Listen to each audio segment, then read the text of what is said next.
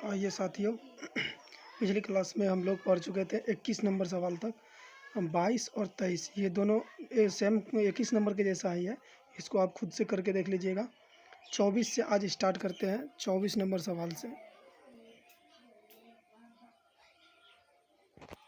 तो सवाल दिया गया है ए अनुपात बी बराबर बी अनुपात सी, यानी इसको हम बट्टा में लिख सकते हैं ए बट्टा बी बराबर बी बट्टा सी। इसको ऐसे लिख सकते हैं हम।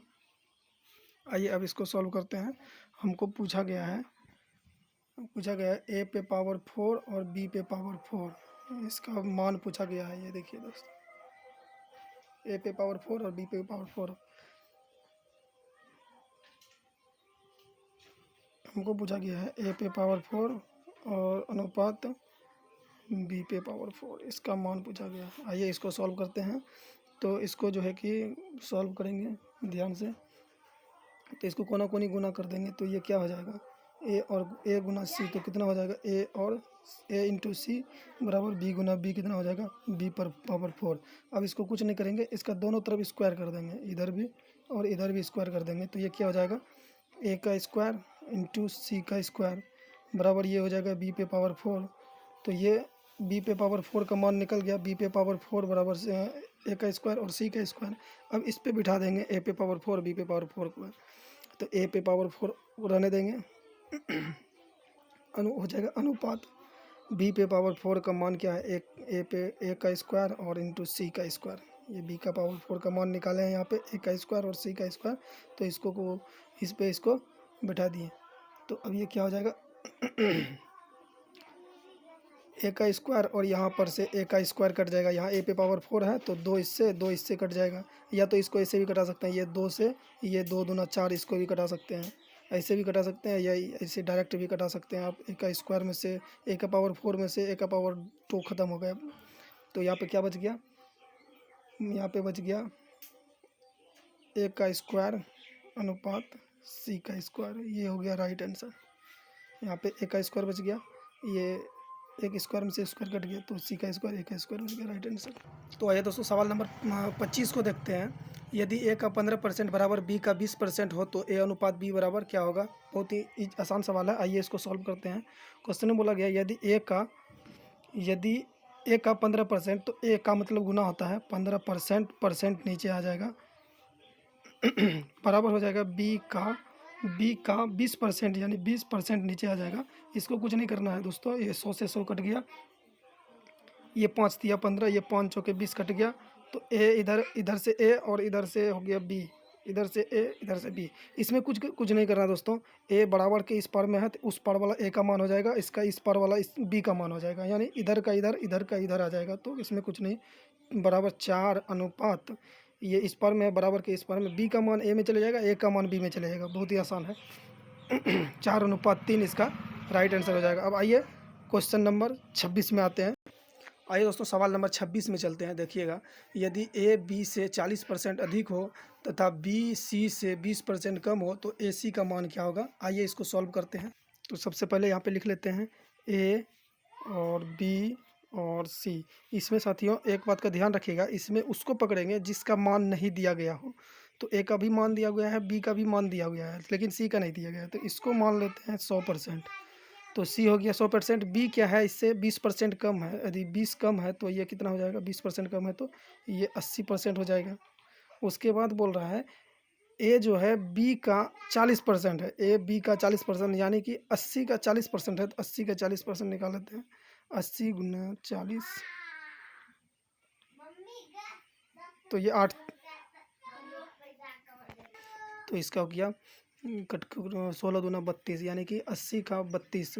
तो 80 में 32 जोड़ देंगे तो कितना हो गया 112, यानी कि ए हो गया 112%। ए हो गया 112%। और ए सी बराबर पूछ रहा है, तो ए 112 है और सी 100 है, तो इसको कर देंगे 112 अनुपात 100।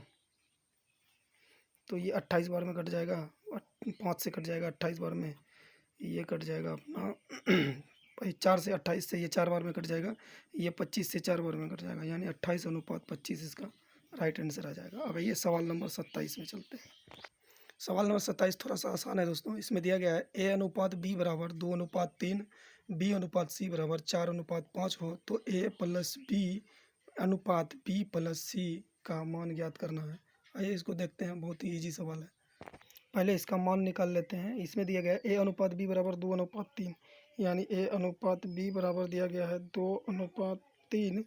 उसके बाद बी अनुपात सी बराबर दिया गया है 4:5। इसको कुछ नहीं करेंगे, बस पहले ए बी सी का मान निकाल लेंगे। तो इसका निकालने का दो तरीका है। एक तो आसान तरीका ये है, इसको उल्टा एन बना देंगे तो ये हो जाएगा कितना, ए अनुपात बी अनुपात सी बराबर हो जाएगा 4×2 = 8 अनुपात 4×3 = 12 अनुपात 5×3 = 15। अब आइए, अब इसमें क्या बोल रहा है, क्वेश्चन में बोला गया है कि ए प्लस बी अनुपात बी प्लस सी। पहले सबसे पहले बोला गया है ए प्लस बी, यानी ए प्लस बी, ए का मान 8 है और प्लस बी का मान 12 है। ये सॉरी, ए का मान 8 है, बी का मान 12 है, तो ए प्लस बी कितना, 12 और 8 कितना हो जाएगा 20 अनुपात बोला गया है बी प्लस सी, यानी 12 और 15 कितना हो जाएगा, 12 और 15 हो जाएगा आपका 27। तो 20:27 इसका राइट आंसर हो जाएगा। अब आइए क्वेश्चन नंबर